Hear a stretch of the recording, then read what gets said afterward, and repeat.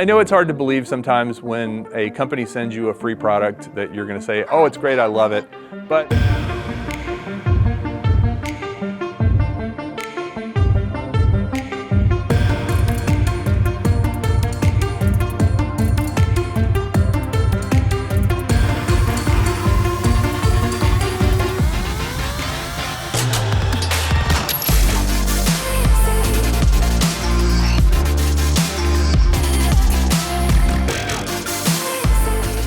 hey everybody, you're watching Ready Set Drone, and today we have another e-bike for you. We love these e-bikes, especially ones from Troxus. This is the TRAX SUV e-bike. It's a commuter e-bike. It's got a lot of cool features, so stay tuned and we'll talk about it.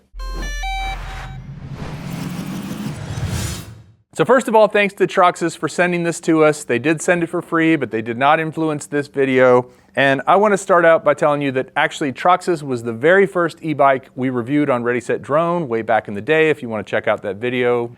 But this one is a brand new model that Troxus has called the TRAX TRAX SUV. And I think the reason it's called an SUV is because it's a commuter, it's roomy, it's comfortable, it's heavy, it's powerful, it's got all the things in an e-bike that an SUV has in a vehicle. And let me tell you, it is one of the most comfortable bikes I've ridden, especially for one that's got thinner tires. Now these are 27.5 or 700 millimeter bike tires. They aren't the super fat 4-inch tires that you've been seeing so much of. And I kind of like that for a variety of reasons. First of all, it's a little easier to get around on. It's not as big and bulky as those fatter tire bikes, but also it fits in my bike rack. It takes 2 people to put it into the bike rack, but once you've got it in there, it's pretty secure. We've taken it a few places on the bike rack and it's done just fine. Second of all, and this is probably its biggest feature, it has a combination cadence and torque sensor. Now what does that mean? A cadence sensor is one that just gives you immediate power as soon as you pedal at full speed. So it's kind of lurchy, it kind of pulls you a little bit. A torque sensor is smoother, feels more like you're actually riding a bike. So I want to talk a little bit about the switchable sensor between cadence sensor and torque sensor. Cadence sensor is a setting that gives you power no matter how fast you pedal. So when I switch it over to cadence sensor, which I'll do right now, you'll be able to see that when I barely pedal, it starts accelerating really fast. See, I'm barely pedaling and there it goes. So a lot of cheaper bikes have cadence sensors. Some people like it better. They don't have to pedal very hard and it goes fast. When you switch to a torque sensor, which you do just by holding down the plus button for a few seconds, then it goes based on how hard you pedal. So if you pedal really lightly, it goes slow, like this. So I'm getting a little bit of power out of it, but not very much. Just a tiny bit. But if I pedal harder, it gives me more power. So I guess in a situation where you want to feel like you're actually riding a bike, the torque sensor is the way to go. It responds to how hard you actually pedal versus the cadence sensor, which just goes as soon as you start pedaling, goes to the full speed it can go in that pedal assist mode. So if you've got it set to go 10 miles an hour in pedal assist 2 and you barely pedal, it's going to go 10 miles an hour. Whereas with the torque sensor, you can just pedal slowly and it'll go slow. Feels more like riding a real bike with the torque sensor. One of the great things about the TRAX SUV is it has both options. You can switch between cadence and torque sensor, which I think is a really nice feature. Another really cool feature about this bike is the screen. It's integrated into the stem up here, right on the handlebars. And I like that a lot because it's more protected. This is actually metal on either side of it, like aluminum. And so it's really kind of embedded in there. Now it's not a touch screen, it may look like one, but it is a very bright, colorful one, and you can see it in daytime. You can also see it when you're wearing polarized glasses, which is weird because most other e-bikes, when I'm wearing my polarized sunglasses, I can't actually see the screen. On this one I can see it fine, so I don't have to take the glasses off to make changes. It's a very small screen, but it's protected. It's in this little case. If you flip the bike upside down to work on the tires or something like that, or you have to put it in and out of a vehicle, it is really well protected and it's not going to break off. I've actually broken a couple of screens off of other e-bikes because they were mounted to the top and just got hit the wrong way. So love the screen on this thing. It's got an integrated light in the back that acts as a turn signal, it acts as a brake light, and you can also flip on the hazards when you want to, so that if you are riding at night, it's higher visibility coming from the back. It has an integrated headlight. Now I say integrated, it actually just attaches to it, but it's connected to the bike and you control it from the bike. You hold down the little headlight button for a couple of seconds and the headlight pops on and off. It's very bright. This would be a good bike for riding at night because of the headlight and the tail light. I feel like you'd be pretty safe if you're using common sense, especially if you have a light on your helmet, like the X-Nito helmet. It's kind of an interesting frame design. It's not a step-through necessarily, but it's also not a high bar. It's kind of a hybrid between the two. So it makes it pretty easy to get on and off. Not quite as easy as you would on a step-through, but I don't mind it. I'm used to stepping it over the seat to get on the bike. And speaking of the seat, this seat is very, very comfortable. Like I said, this bike is big and heavy, and that makes the bike really comfortable to ride. And the seat is also very comfortable and seems to be solid and well made. The one area that I wish Troxus had done a little better is adding a quick release to the seat. They don't have a quick release on the seat, so you need to have a hex tool, aka Allen wrench, to adjust this seat if you're going to adjust it while you're out riding. But you also probably should have a toolkit with you anyway, because this doesn't have quick releases on the tires either. It uses the skewer type tires where the axle goes through the middle, and you have to have a tool to take that on and off. So if you got a flat tire, you'd need that tool in order to change the tire on this bike. It's got a built-in rack, and it feels very solid. And it's the Ebike rack, which I think is mounting is key, is what that stands for. I believe it's a third-party rack, and you can get different accessories that go on this rack, which is kind of cool if you wanted to get like a little basket. This one says no child seat, so I guess it's not designed for a child seat back here, but you could put a basket or something on the back if you wanted to carry more things. Speaking of carrying things, this bike does have a lower weight limit than some other bikes I've ridden recently, so it's higher than most people are going to be, but if you're a big, heavy person and you weigh more than 300 pounds, this might not be the right bike for you. But for me, and I'm a pretty big guy still, it does just fine. It's got Shimano shifters, and it's got hydraulic disc brakes, which work really well.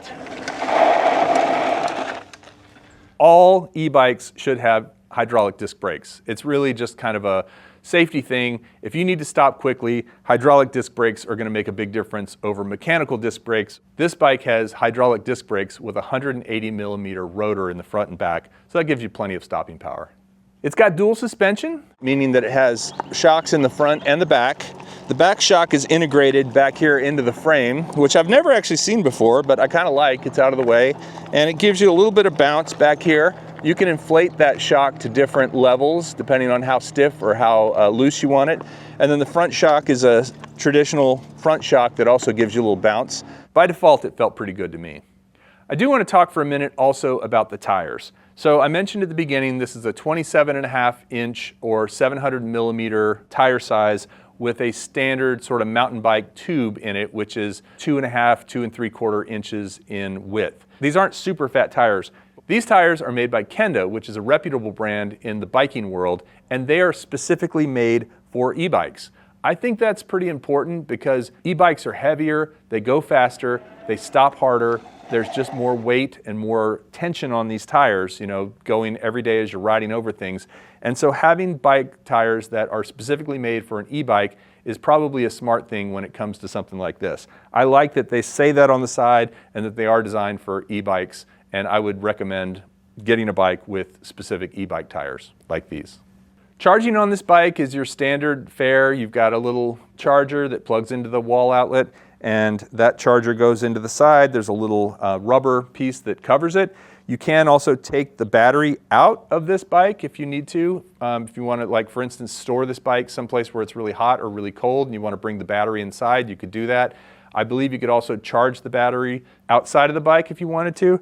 I will say that when this bike arrived, when I first tried to turn it on, it wouldn't turn on, but that's because the battery was actually not seated up in the place that it goes, so it wasn't making contact. So I just turned the keys to the right position, pushed it up, and then locked it in place, and I was good to go. So if for some reason you take yours out of the box and you can't turn it on, that might be the issue. This bike is supposed to go up to 28 miles per hour. It's a Class 3 e-bike, which means that it has throttle, pedal assist, and goes up to 28 miles per hour. Now, I was able to get it up pretty close to 28 miles per hour in a parking lot, but I ran out of space, so I couldn't go any faster. That requires pedaling pretty hard and putting a lot of effort into it, but you can do it. Ultimately though, this is more of a cruiser and a commuter. So it's something you would use if you needed to get to work and back, if you just wanted to go out for a fun leisurely ride. I don't really think it's designed to go super fast. Just know that you can go up to 28 miles per hour if you pedal really hard on this bike. It does have a few other cool features like dimmable screen, so you can turn the screen up and down. It has a temperature reading on the screen, so you can actually see what the outside temperature is in both Fahrenheit and Celsius, depending on how you set it. It's got a walk mode so that you can walk slowly with the bike if you wanted to. And I want to say the walk mode on this bike is actually better than most other e-bikes because you have to hold the button down for it to engage, and when you let go of the button, it disengages. So many times with the walk mode, it engages and it just stays engaged until you hit the button again to turn it off, and that can be a little dangerous if you're not expecting it. One other thing I should say about this bike is I really like the color. It comes in two colors. You can order it online and both those colors are available, but I like this blue a lot. I just think it's a really sharp color. I've noticed a lot more cars and vehicles kind of coming in this grayish blue color, and I think it looks super sharp. I am a big fan of the geometry of this bike. The fit and finish, it's got a nice little chain guard right here that's rubber so that if the chain slaps, it's not going to scratch this part. The paint job is really nice. The graphics are cool, but they're not overstated. It's just a really nice, high-end looking e-bike. So there's a little bit of a learning curve with all the buttons. If you've ridden an e-bike before, you kind of understand how the systems work and what buttons do. But if you haven't ridden one before, I'll take you through a quick tutorial on how to get into the menus and make some changes to it. So hold down the power button. It turns on the bike, you can see there. Again, this screen is nice and bright. It's got adjustable brightness on it, so you can change that. You can also do some things like adjust the pedal assist by pushing the plus and minus. So when I press it up and down, that takes it from pedal assist 0 all the way up to 5. That's how it's set right now. The left arrow switches your left blinker on. The right arrow switches your right blinker on. And then the left arrow is also your information, which if you hold it down, it switches between odometer, your maximum speed, your average speed, and the temperature. The right button, if you hold it down, has a little headlight on it. That's what turns the headlights on and off. And you can see when you turn the headlight on, this little tiny headlight icon comes on and the screen dims a little bit because it assumes that it's dark outside. And then if you want to turn your tail lights to blink, you just hit the power button quickly and it throws on these left and right blinkers, kind of like a hazard light. Little help over here. And that gives you the ability to ride at night with more visibility if people are coming up behind you. To get into the menu system, you hit the I and the minus, which is also the left blinker and the walk button at the same time, and that takes you into this system. It requires a password to get into this menu. The default password is 6969, so you hit the 6, you hit the I, that takes you to the next one. You go to 9, you hit the I, you go to 6, you hit the I, and you go to 9, you hit the I, and now you're in the menu.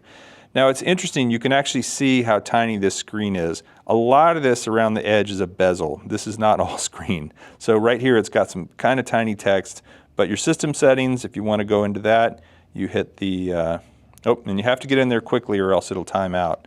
So again, I'm going to hold this down. It's a little bit of a pain. I wish the password was 0000 by default, but it's not.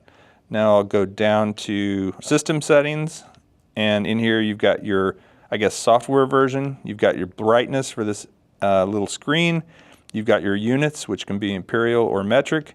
You've got a factory reset, and you've got a back button. And then if you come to this advanced settings menu, and you go into there, it's got your battery, which just gives you information about your battery. It's 48 volts. So you hit the left button to go into something and the right button to get out of it. You've got your assistance level 0 to 5. So that is 5 levels of assist. I think you could probably change that to, okay, yep, I just changed it 1 to 3, 0 to 3, 1 to 9, 0 to 9, 1 to 7. There's a lot of options here.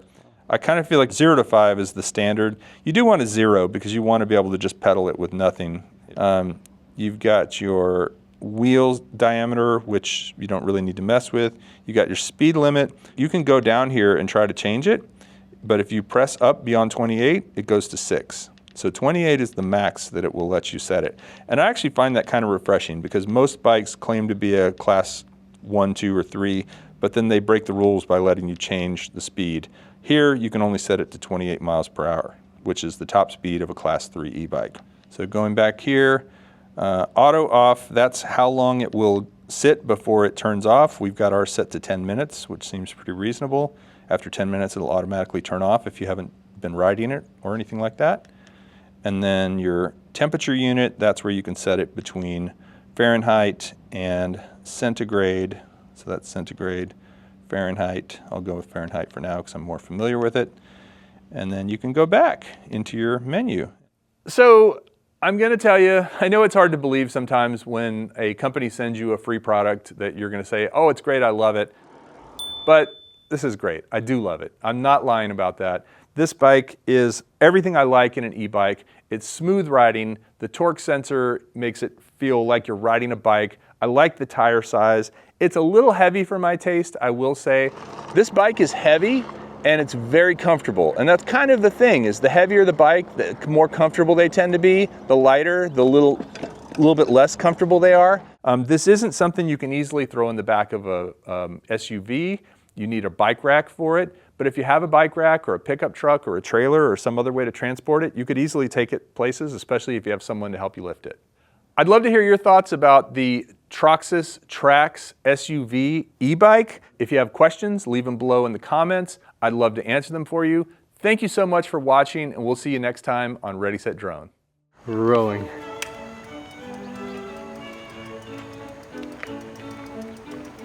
Look like you're about to have tea and crumpets with the Queen of England. You're pushing it so gently. Did I do it again? Yeah. Have some more purpose and force. Okay, instead of tea and crumpets, you're gonna have some Red Bull and hot dogs. All right, you ready? Yep, go for it.